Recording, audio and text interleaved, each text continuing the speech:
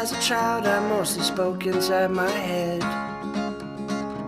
I had conversations with the clouds, the dogs, the dead. And they thought me broken, that my tongue was coated lead. But I just couldn't make my words make sense to them. If you only listen with your ears, I can't get in. And I spend my evenings pulling stars out of the sky, and I'd arrange them on the lawn where